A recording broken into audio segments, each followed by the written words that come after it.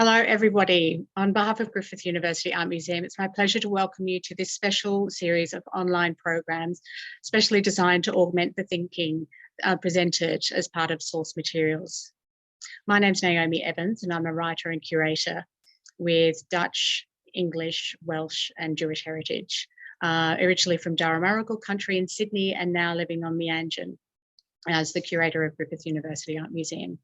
It's been such a pleasure, both professionally and personally, to work with my co-curator of source materials, Dr. Carol McGregor, who will now offer an acknowledgement of country. Thank you. Thanks, Naomi, and Nira Warren. How are you and hello? I'm Carol McGregor, and I'm an artist of Wadawurrung and Scottish descent.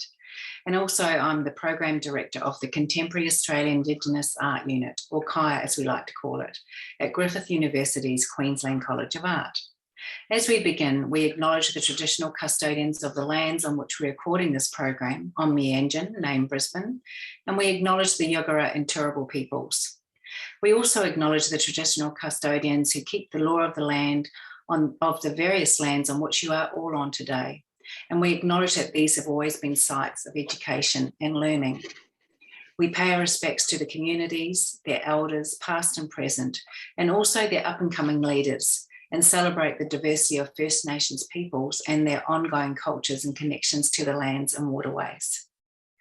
When Naomi and I began our many yarns culminating in the source materials exhibition, we saw in these artists' works the expression of cultural continuums through their materiality and their decision to work in complex transcultural art forms.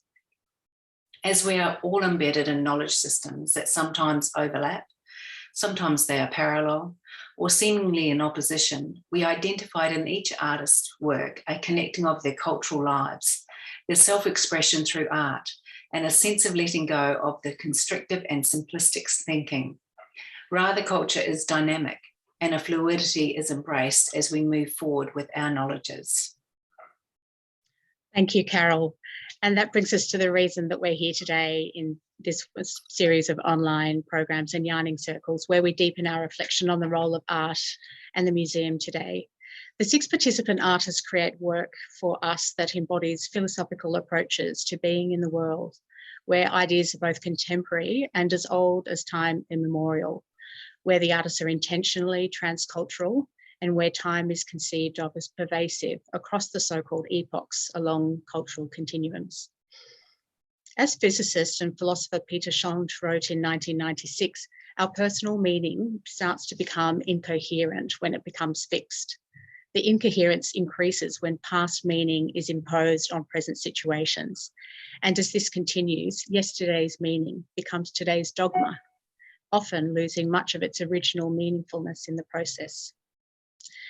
As the source materials we speak of include not only thread and materials, so we also refer to culture, spirituality, knowledge systems, and we feel that this is the work of museums, to create communities and to be complex and generative. So in this activity, we're so honoured today to introduce Daria de Beauvais. Daria is Senior Curator at the Palais de Tokyo, where she co-commissioned with Artspace Sydney, Jonathan Jones's first solo show in Europe, which is currently on view there. She organised major monographic exhibitions alongside Angela Massiti, Laure Provost, Camille Honreau, Mel Callahan, amongst others. She recently co-curated the collective exhibition Antibodies at the 5th Lyon Biennale. She works also as a freelance curator, teaches at the University Paris 1 Panthéon-Sorbonne, and writes for several magazines and publications, and regularly sits on various committees and juries. So thank you so much, Daria. Thank you very much, Naomi, for this introduction, and thank you to both of you for inviting me in the context of your beautiful exhibition and very meaningful. I feel connected to your research, so it's a joy to be with you today to expand from your exhibition and create links with other projects I will tell you about. I will tell you about present and future projects at Palais de Tokyo, where I work, as you've been saying. But first of all, I would like to share a video walkthrough of Jonathan Jones' exhibition entitled Transcription of Country that I co-created with Alexis Glass-Cantor and Michelle Newton, because I guess a video will give you a more vivid idea of the project rather than just images. So let me share my screen with you at the moment.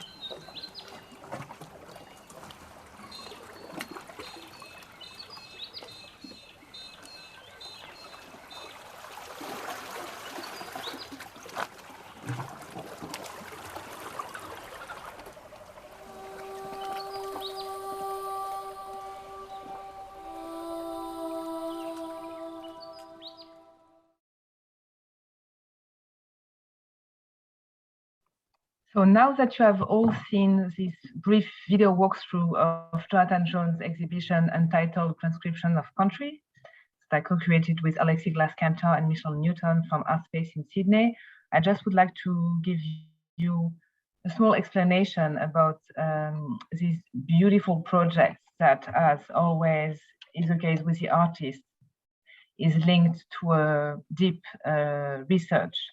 And the idea of this project was to connect two countries, France and Australia, in the context of the Baudin expedition, commissioned by Napoleon Bonaparte and which took place between 18,000 and 18,003. It was one of the most important scientific expeditions in France. So going to Australia and more broadly to the Pacific in order to map the country, because at that time Australia, which was called New Holland, wasn't totally properly mapped, and to know more about Australia's inhabitants, know more about the fauna and flora, about the cultural aspects. The expedition brought many scientists, botanists, astronomists, artists as well. So what you see now is a study image that Jonathan has done in advance of the show to explain more about the process.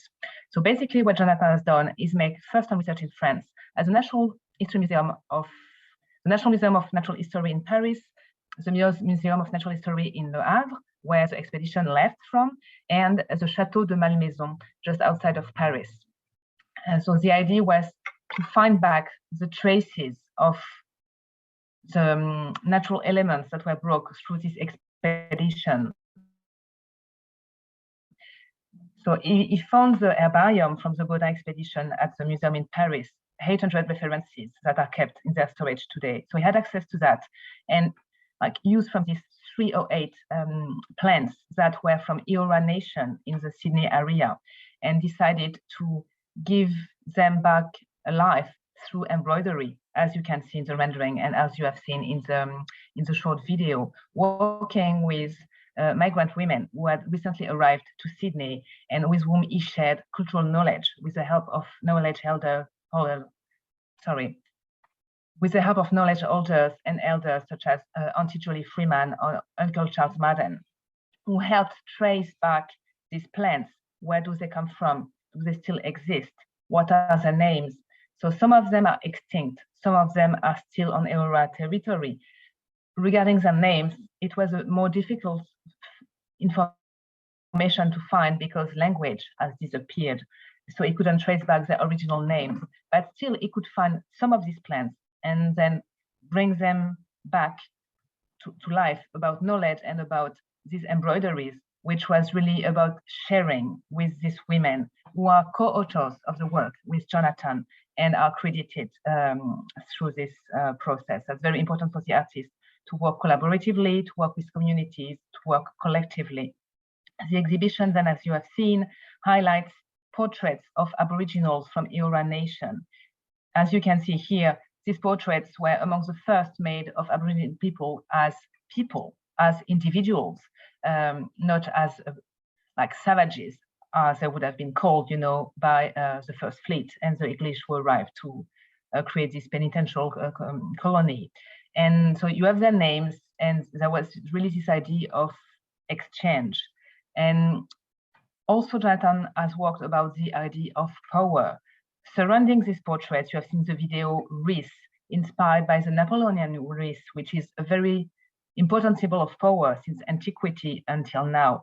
But this wreath is been readapting, transcribing, because transcription, translation is really a core aspect of Jonathan's project, with natural and indigenous materials such as gumnut, pepper daisies, scallops, possum fur, black swan feathers, and black emu eggs. So it's about telling the story of this expedition and about colonial knowledge, another way to bring it another layer with indigenous knowledge. And it was also about paying homage to these materials, as we would say from the European side, but as kinship, as Jonathan would say on the indigenous side, because of course it's obvious for you, but not so much for us in France. These plants, these animals are kinship and are family.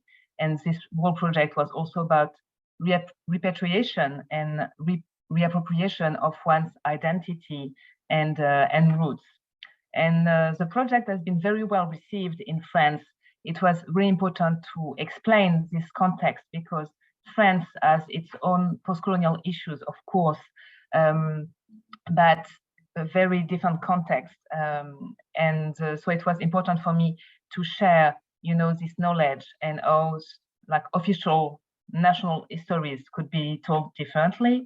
Unfortunately, Jonathan couldn't attend the installation and opening of the exhibition, so I have requested him and his team to work on the labels, to have his own words, and to avoid just having me, the French curator, speaking on behalf of him.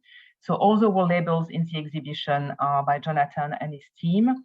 And there will also be a publication when the exhibition will go to ArtSpace at the end of 2022, which will be really First Nations First oriented, with only First Nations writers, researchers, knowledge holders, curators, etc., to bring different point of views to this project. And Jonathan has created a link with French history, again, with another artistic gesture that he has made at the Château de Malmaison, just outside of Paris, as I was telling you, which was home to Napoleon Bonaparte and his wife, Joséphine de Beauharnais, where he's showing at the moment, you can see one example here, emu eggs engraved with the plants that you see at Palais Tokyo as embroideries. And it's really about bringing together all these histories to pay homage to this history. There was a sound piece that Jonathan has made with Lil Madden and a video work he has made with Jazz Money, also to document EORA country for French visitors who, of course, for most of them, won't get the chance to travel to EORA country. So there was also some generosity on behalf of Jonathan of sharing this story, but also giving clues to the visitors who are quite, remote from the reality of this story. So I guess it's also about source materials, which is the title of your exhibition, that I guess has linked to this project. Maybe now I will move on to speak to you about another project, which is upcoming, opening in 2 months from now, called Reclaim the Earth, that I've been working on with 2 scientific advisors, Leuli Eshwagi, whom I'm sure you know, who is from Samoan descent, based between Australia and Canada, co-created a show not so long ago in Brisbane at the Institute of Modern Art, and Ariel Saleh, who is an Australian sociologist and activist, defines herself as ecofeminist, and really was one of the origins of this project. I will quote her at the moment. So she said in the 90s, bringing ecology, feminism, socialism, and indigenous politics together means giving up the Eurocentric lens for a genuinely global one. So this assertion seems obvious to us today, but I felt she had a quite early view about this subject, to mean that all these issues, all these battles are linked, to one one colonial or patriarchal extractivist view of the world. So this exhibition is about artists. You can see the list here, 14 artists who, some of them Australian, such as Megan Cope Harding, who is in the exhibition at Griffith University Art Museum, the KARRABING Film Collective, YHONNIE SCARCE, and JUDY Watson. So these artists have in common to work with natural material. It can be as an inspiration, as a medium, like literally, but also as a tool, and more specifically as a political tool to tell about hidden stories, forgotten stories, or erased stories, with 4, I would say, main directions. One being our relationship to living beings, considering human beings as just one part of a more general ecosystem. Another axis would be to an ecofeminist reading of the world. A third axis was more about ecological issues and climate change and how it affects, like, truly our life today and in the future. And the fourth angle was bringing to light indigenous knowledge. Again, I'm speaking from France, so lots of things that seem obvious to you are not at all known in France. So it's important for me to create these links and to make people understand that older's knowledge should be heard today, especially in terms of relationship to country and this idea of caring for countries that I won't explain here regarding the Australian audience, but I often have to express in France, because caring for country is a very meaningful phrase that has many meanings, so it's important to explain. I won't tell you about every artist because we don't have time for that, so maybe I will just make a couple of focus, including the Arding with Brisbane-based and part of your exhibition as well.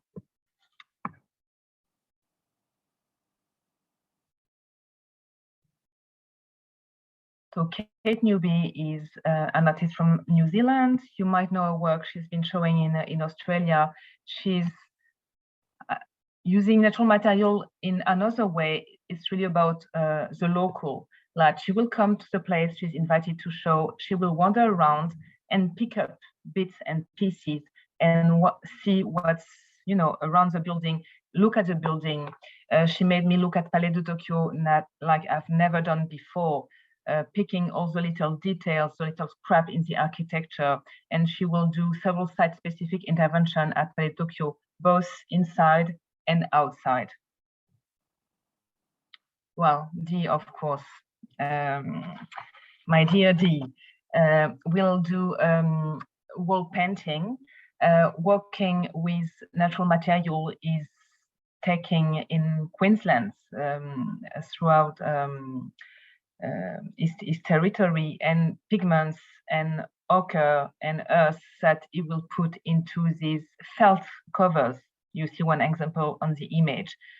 These felt blankets will come to France, and he will wet them to take out all these pigments, natural pigments, and use them to make this wall painting that will be at the entrance of the exhibition in Palais de Tokyo lobby. So it will be very strong gestures of connecting to like ecosystems, like the material he has found in Queensland and how it can create a dialogue with our ecosystem as Palais de Tokyo Contemporary Art Center in Paris. So it will be really like one of the first artworks that visitors will see when they enter Palais de Tokyo. YHONNIE SCARCE will make a new production on this occasion, working, as you might already know, after nuclear tests made by the English in Australia through many years, and putting that in parallel with our own nuclear tests made in France in the Pacific, and how there are still some remnants today, like in territory, in people, like all this nuclear testing affects the territory in the Pacific and in Australia. Asinayak is an Inuk artist, and she's showing a video showing relationship to territory and rituals that can enable the human body to deeply connect with the earth or the rocks in that particular example. Megan Cope, of course, you know, she's also from around Queensland. So we are showing this work that you might have seen in Australia. It has been shown in Sydney, in Hobart, and in Adelaide originally, entitled Death Song, about how we can make the cry of the endangered earth heard through these artworks, which are also instruments and will be activated throughout the exhibition at Palais de Tokyo. And again, Megan is trying to create connections with the curlew, which is the bird that she worked on for the work originally. And we've investigated with endangered species in France to adapt the song of these instruments to the local context. Solange Pessoa is a Brazilian artist, and she works with natural material, mostly what she found in her farm in Minas Gerais, in the countryside of Brazil. So whatever she finds in her surroundings will make the work. So here are sculptures made of soapstones. And here is the most important installation that we will show, made of hair, made of leather, made of earth, that is really for an animalist looking of the world. JUDY Watson, of course, you know her, who is right now in a studio producing new paintings for the exhibition, connecting rivers and creeks from Queensland to the Seine River, which is Paris' main river, which is literally going on the feet of Palais de Tokyo. So it's our own ecosystem. And we have made research with her about the islands on the Seine River, those who disappeared and those who are still existing today, and how like landscape both physically, symbolically evolve through time. Well, this is a simulation. It looks quite barbarian on this image, but it will be a salt temple made by Tabitha Roser, who lives in French Guiana and created Amakaba, who is a healing center for body and soul, and Olani Studio, which is an architectural and design studio created by Youssef Agbo-Ola. And what you see here is a rendering of a soul temple that they create specifically for Palais de Tokyo. And they want visitors to take earth baths. So we are still looking at how we can manage that without visitors putting earth throughout Palais de Tokyo during the show. But it's really about connecting to earth, literally. Kate Newby, whom I've told you about, will show another work with, so the whole Palais de Tokyo team is requested at the moment to pick up glass pieces in the street, because in every city you will find broken glass. So we're supposed to pick up as much as we can. She needs several thousands. So the whole team, you know, is at work now to find this piece of glasses that then she will put in a kiln with earth sculptures, and at the end it will look like this, like shells or rocks with this mix of earth and glass being also an earthly material originally.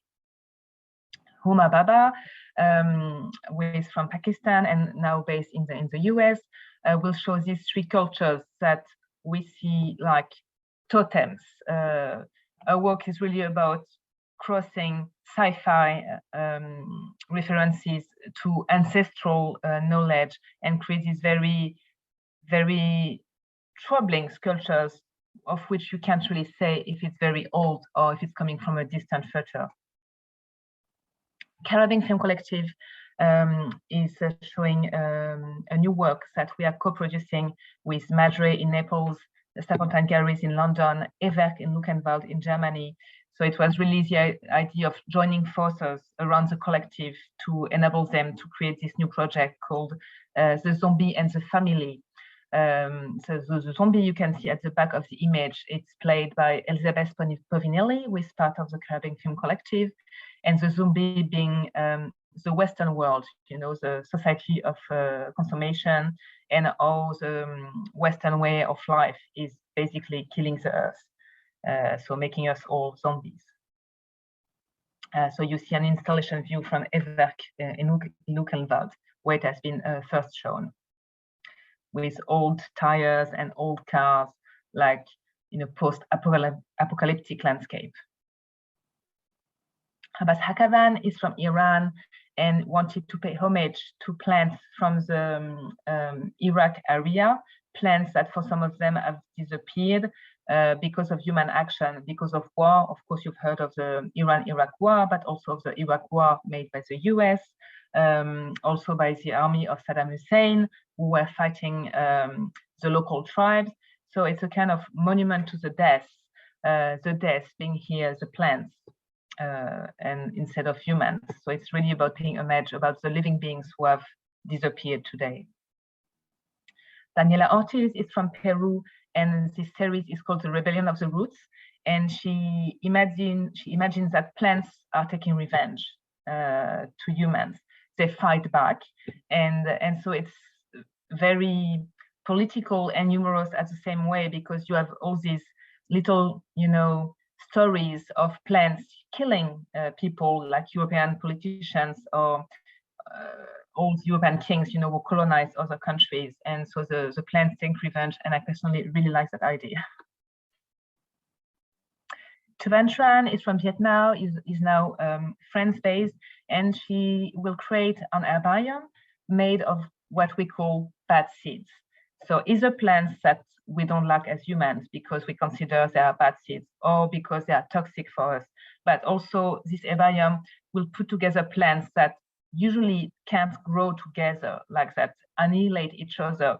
So she will put together all these plants that mean a danger either for themselves or for us or for animals, and put them together to create this kind of anti-herbarium, because the herbarium traditionally pays homage to plants that either we think are beautiful or meaningful or are important to cure us. So it's like the versus of the traditional herbarium. And to end the exhibition will be Sebastian CALFUQUEO, who is a Mapuche from Chile. And well, this is a still from his movie, Liquid Beings. And one of the phrases is saying water is territory, is about the importance of water in Mapuche tradition. And our water, as I was saying previously about Jonathan, our water is territory, our water is kinship. So as you have understood, all these artists use natural material, but again, to kind of pay an homage and bring back to empower them. And the title Reclaim the Earth is a rallying cry as much as a wake-up call about, you know, our relationship to land, territory, to earth and water, and, you know, the sky and everything, and how we could change our ways of doing. But by first recognizing that the Occidental Western separation between nature and culture has to end. Maybe I will end with a few words about Ubuntu, a lucid dream, which I know has been of interest to you, Naomi and Carol, in relationship to source materials. So Ubuntu has been curated by Marianne Yemsi, guest curator to Palais de Tokyo. And with this exhibition, she wanted to first make this notion of Ubuntu known. So Ubuntu is a term from Bantu language of Southern Africa, which we could translate as I am because we are, or making humanity together. So it's really about a humanist philosophy based on the idea of the interdependence and links between all beings. And in a way, Reclaim the Earth could be a second chapter of Ubuntu, a lucid dream, because it's about showing the interconnectivity of all human beings. And I will tell you about just a few artists from the exhibition, because we don't have time to speak about everything. And Naomi, for your information, we have 7 minutes left with the recording. So I'll try to be quick, and maybe we can reconnect afterwards to conclude together. So you see here a list of participating artists in the show. And I wanted to tell you first about SERGE-ALAIN NITEGEKA, who was born in Burundi and now lives and works in South Africa. So this was one of the very strong site-specific gestures. So what you see is the entrance of the exhibition from the other side. So when you arrived in the exhibition, you had this black, very opaque black sculpture that really took from the building. Here at Palais Tokyo, we feel it's always been there. You know, we'll be very sad when it goes. Well, it has to go so I can install Reclaim the Earth. But it's really part of the building. And the title is An Inconvenient Demarcation. And so it creates a kind of obstacle that modifies the exhibition space, that modify a relationship to architecture and to the space we are living in and we are experiencing. And it's also about metaphorically talking about the metaphorical constraints recounts the artist's own story, who was a migrant at one time of his life, as well as of migrants, refugees, or displaced people in general. Longiswa Konta is from South Africa, and this work called With My Softness Archive Mountains, is about a meditative space where you had a video, sound, and physical material about a relationship again to natural material, and there is also a fragrance in the work from imfefo, a medicinal and ritual plant that is used to elicit lucid dreams or convoke ancestors. So it was really about underlining the need to invest our relationships to all forms of life in a more horizontal and respectful way. Daniel Otero Torres is from Colombia, and with his work, he both used natural material, as you can see on the back of the image, with these dogs and these dry plants, but it was also an image about paying homage to past warriors. It's all about women who fought in different contexts, and from Mexico to Colombia to other countries in the world. It's about, you can see several, women superposing, and it's about creating one archetypal woman who is, the fighter, fighting for rights, fighting for territories' rights, and also paying homage to these women fighters that are often taken out of history because wars are made by men. That's a very well-known fact. And I will end with TURIYA Magdalela, who is from South Africa as well. She uses piece of cloth and cut up tights to create a very physical experience that knots a complex thread of racial and sexual discriminations. So the work navigates between the narration of Black South African history, but also to the general idea of colonization of bodies and the condition of women more specifically. And as we have 2 minutes left before it cuts, I'm going to stop now my presentation and to thank you again for your invitation, and to say again that I'm very happy that we can find connections to research throughout the world, from source materials to Ubuntu, to Reclaim the Earth, to Jonathan Jones. I think it's all connected, and I'm very happy to be part of that. Thank you. Oh, thank you so much, Daria, for that wonderful talk. I mean, I think it was obvious that there are so many connections between your amazing research with the ecofeminisms and thinking about the significance of the land and the crust that we all occupy as human beings, and the making and our kinship structures with plants and animals that we learned so much about through listening to our Indigenous and First Nations peoples.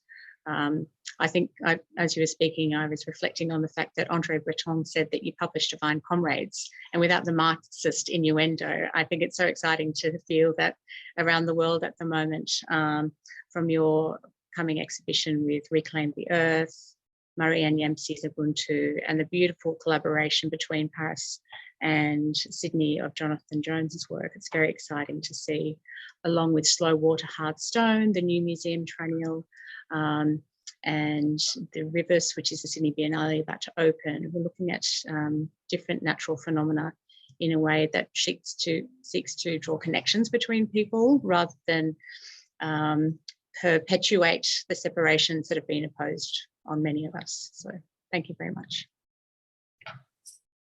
Thank you so much.